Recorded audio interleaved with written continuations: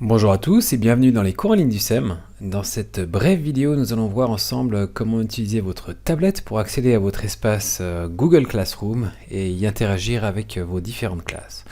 Donc première chose avant de l'utiliser, si vous ne l'avez encore jamais démarré, lancé, il faut vous y connecter. Donc après avoir installé l'application, après l'avoir téléchargée, vous retrouvez sur la page d'accueil. On vous propose de cliquer sur les premiers pas. Je vous invite à cliquer pour ne pas recevoir d'email, sauf si vous souhaitez les recevoir, et ensuite de lancer en cliquant c'est en partie. Vous choisissez votre compte.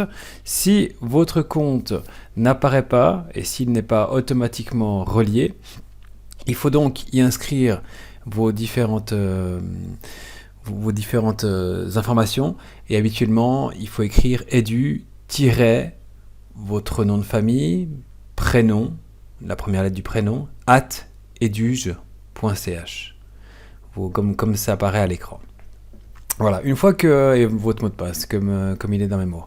Une fois que vous êtes dedans, vous pouvez choisir si vous acceptez ou vous autorisez ou vous refusez les notifications, savoir que quand vos élèves vont déposer des choses, vous poser des questions, vous allez ou pas recevoir des notifications, et si je les autorise, même si ça peut être un petit peu intrusif à terme.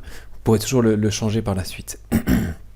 Donc sur votre page d'accueil ici, vous voyez que vous avez vos différentes classes et qu'il suffit de cliquer sur une classe pour accéder à son contenu. Comme sur la version internet, vous retrouvez dans l'onglet de gauche l'accès direct à vos classes. Et puis ça fonctionne un petit peu comme sur internet. En bas, je retrouve les trois parties. D'un côté, le flux, qui me permet d'avoir un accès direct au flux. Si je souhaite ici, je peux directement interagir, partager des informations avec ma classe, envoyer des choses.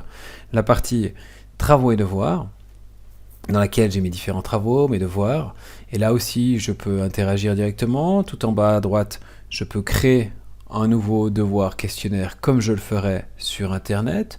Ça fonctionne à peu près de la même manière, même si vous le verrez, certaines fonctionnalités sont un petit peu plus limitées. Et puis, tout en bas à droite, je peux avoir aussi accès à mes participants.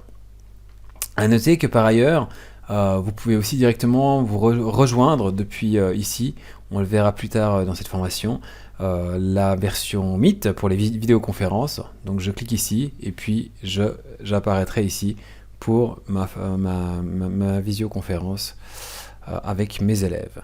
Donc voilà, une configuration qui est finalement très similaire à la version web, qui permet d'interagir avec les élèves, de ne pas forcément être toujours dépendant de l'ordinateur, à condition d'avoir bien sûr une connexion Wi-Fi ou cellulaire, et puis qui vous permet d'interagir et de réagir plus rapidement. Voilà, c'était les cours en ligne du SEM. À bientôt.